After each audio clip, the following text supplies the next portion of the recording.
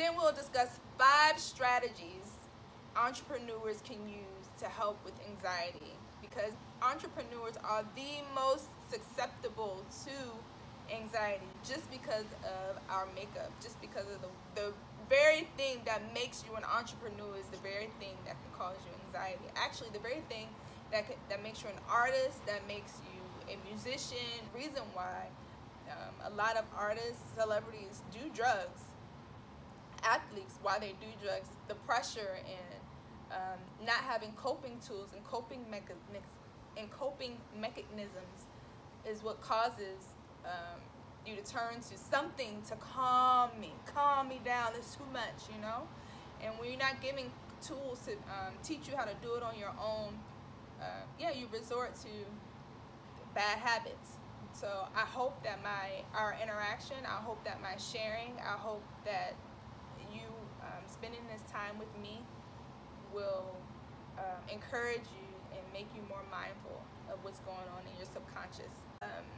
Other thing I want to talk about is how to address sexual harassment in the entertainment and sports industry. Yes, these are really, really huge topics that keep appearing in the news and press release and in the media. These things keep coming up. The only reasons that I can think of that they keep coming up is because we're not addressing the root, we're not discussing with people how to set boundaries in the workplace so that people don't even feel like they can approach you in that manner. It should be so clear in the workplace that this is zero tolerance, unacceptable, that it should be so scary to the predator that no one will even dare. You will wait until you get out of the workplace and say, hey, you know, I notice you at work sometimes, and I really like to try to pursue something outside of the workplace. Are you interested? Yes, check. No, check. Finish. But while I'm at work and I'm trying to accomplish my task at hand, you as a boss know that this, or someone that has taken sexual harassment training, or just with common sense, maybe people just don't have common sense, I don't know. But for those who do not, does your workplace offer a sexual harassment policy, a clear sexual harassment prevention policy? Does your office offer one of those? And does it give it to all of its employees or just the long-term employees? I have a whole list of states that do not require sexual harassment policy. And I'll list them on the screen here. And we can go through them all. So if your state is listed and you don't have and your state does not have a sexual harassment policy, be very wary with your teenager or your mom or your girlfriend or your significant other in the workplace. I promise you that someone watching this video has experienced sexual harassment and is too embarrassed, too ashamed, or just doesn't have the confidence did not have the confidence to report it. Other thing I want to talk about, how to recover from post-toxic boss syndrome. You are suffering. I know. You're recovering right now. I know. I've been there.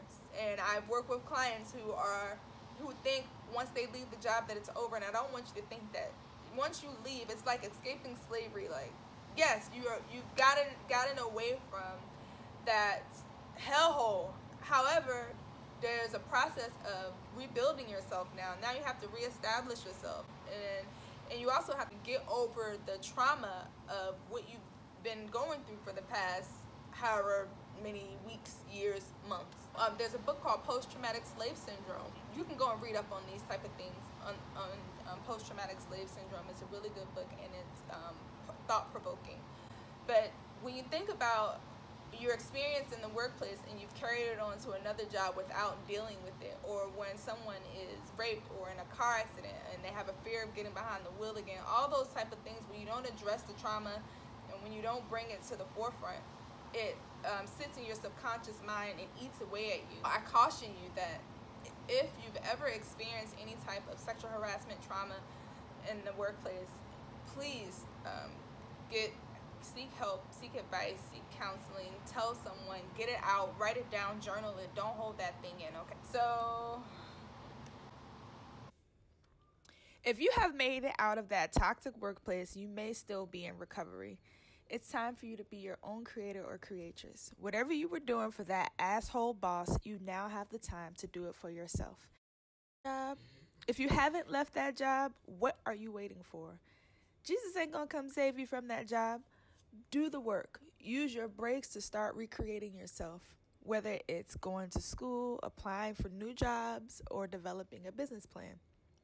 One of the reasons I wrote Fuck My Boss was because it was therapeutic for me. It helped me to make a decision to choose myself over money, and then God provided provisions because of my faith. Restore your confidence. The transition from self-doubt to confidence can be very difficult. Your toxic boss has likely stripped away your confidence and feelings of self-worth. In order to make it in your new endeavors, you are going to have to rebuild your self-confidence. Mine was stripped more due to harassment in the workplace. I felt like I was unable to be myself because my coworkers had this weird impression that I was dressing nice for them. But in order to avoid all of the confrontation, I started to dumb myself down and hide or avoid them so that I would be able to focus on my work. So you can look back through my Instagram pictures and see where I lost weight, I stopped wearing makeup, and I started to dress more just common. Confidence. To build your confidence, surround yourself with people who boost your self-esteem and remind you how dope you are, and remind you to seek talk therapy if necessary. You can seek out business coaches, stylists, consultants, and if you can't afford those type of professional assistants, call a friend to help come and make you over, or you can do a barter with other professionals and exchange your service for their services. Girls, you can go to the MAC counter and get your face done. Anything that will remind you how beautiful and brilliant you are from the inside out. And then lastly, I highly recommend consistent yoga and meditation practice. I went through years of therapy, and while beneficial, I think the best move I made was attending a yoga class. It was weird at first, but it was also a good introduction to the coping tools I needed at the time. I needed support, and attending these yoga classes were really, I found them to be very beneficial, and that's where I learned a lot of coping tools.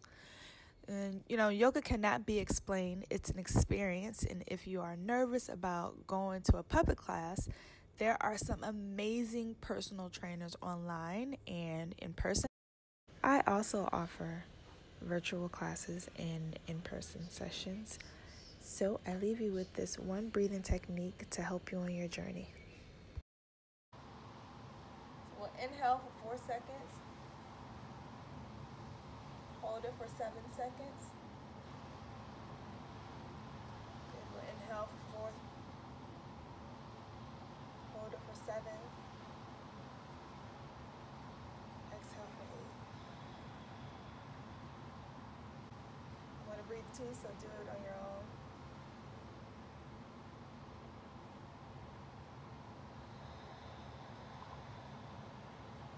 Two more breaths. Inhale.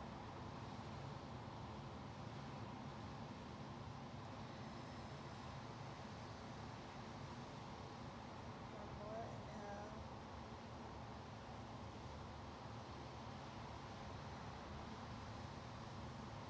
Good. I hope you're present and feeling calm.